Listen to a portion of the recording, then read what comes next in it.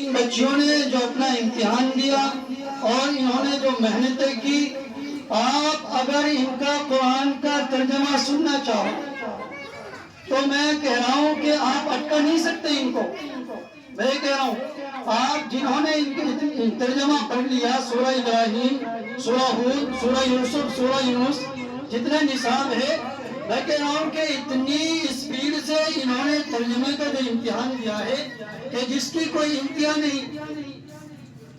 اور جو دیگر کتابیں ہیں، الحمدللہ جس طرح بڑے بڑے مدارس میں تعلیم دی جا رہی ہے، جہاں بھی بڑے ادارے ہیں، جس طرح لڑکوں کو مدرسے کے اندر تعلیم دی جاتی ہے، اسی نصاب کے مطابق، اسی کے تحت آپ کے اس چھوٹے سے مکتب، آپ کے اس گاؤں میں وہ تعلیم دی جا رہی ہے۔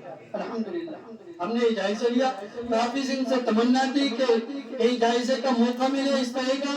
میرا عزیزوں، آپ کے بچے الحمدللہ شاندار طریقے سے پڑھ رہے ہیں، جو ان کا حق ہے وہ ادا ہو رہا ہے، ورنہ تو مدارس میں بے شمار کمیاں نکل جاتی ہے۔ کلاس میں اگر 10 بچے ہیں، ان میں سے 2 اچھے ملیں گے، آپ کو 1 اچھا ملے گا۔ ہم یہ کہہ رہے ہیں کہ جو آپ کا یہ مکتب ہے جامعۃ الفلاح، اس کے اندر جس کلاس میں 8 بچی ہے یا 6 بچی ہے یا 10 بچی ہے، 12 ہے، ہر ایک بچی مضبوط، ہر ایک بچی۔ اللہ کا شکر ہے، کل جب امتحان لیا گیا، ان کے کتاب ریاض الصالحین اگر کسی عالم کو تھما دی جائے تو جلدی سے ترجمہ نہیں کرے گا۔ اگر کسی عالم کو بلا کر کہا جائے بھائی آپ ترجمہ کر دیجئے، آپ عبارت پڑھ دیجئے، جلدی سے نہیں پڑھے گا اسے۔ میرے عزیزوں، ان کے تقریباً کافی صفحات ہو گئے، میں نے 100 صفحہ سے ان سے سوال کیا، 100 صفحہ کھولا، بلا جھجک، بلا اٹکے، اور ایک سانس میں ترجمہ کرتے چلے، عبارت پڑھتے چلے۔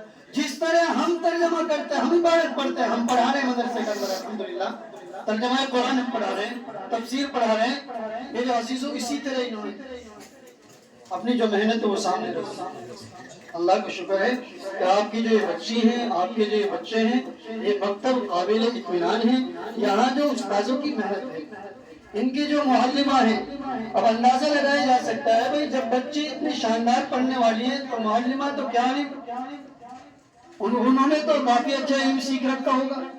میرے عزیزوں، اس لیے ہر آدمی کے لیے ایسا گاؤں مل جانا کہ جس کے اندر ان کی بچیاں تعلیم حاصل کر سکے، یہ بڑی خوش نصیبی ہے۔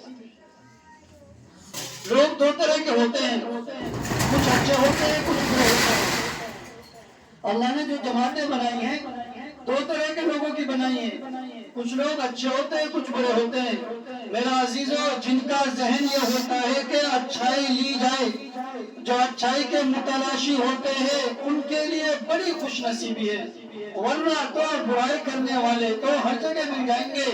آپ چاہے کتنی ہی اچھی چیز پیش کر دو، جو برے لوگ ہوتے ہیں، جن کے ذہنوں میں خباثت ہے، وہ آپ کی برائی کرنے میں وقت نہیں لگاتے۔ الحمدللہ جو آپ کا یہ پروگرام رہا ہے، بے انتہا اچھا پروگرام رہا ہے۔ آپ کے جو امتحانات ہیں، آپ کے جو پرچے ہیں، وہ کہیں غائب نہیں ہے، آپ کے پرچے آپ کے پاس موجود ہیں کہ کس بچی کے کتنے نمبرات ہیں۔ آپ ان بچیوں میں سے کسی کو کھڑا کر لو، ایک بچی الحمدللہ حافظہ ہے، باقی 3 پارے مکمل ہو چکے ہیں نصاب کے مطابق، حفظ 3 پارے مکمل ہو چکے ہیں نصاب کے مطابق، جن کا نصاب 1 پارے کا ان کا 1 پارہ ہو چکا۔ آپ ان سے کہیں سے پوچھ لو، کل میں نے امتحان لیا، سورہ بروج سنی، والسماء ذات البروج، الحمدللہ مکمل سنا۔ اسی انداز میں جیسے ہم قرات کر کے نماز پڑھاتے ہیں، اس سورت کو مکمل سنا دیا۔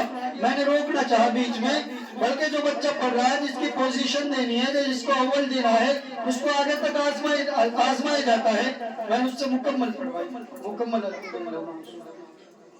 جو بچے حافظہ ہے، اس سے آپ کہیں سے پوچھ سکتے ہو قرآن کریم میں سے 3 پارے جن کے ہو گئے، الحمدللہ ان سے کہیں سے سوال کر سے حفظ۔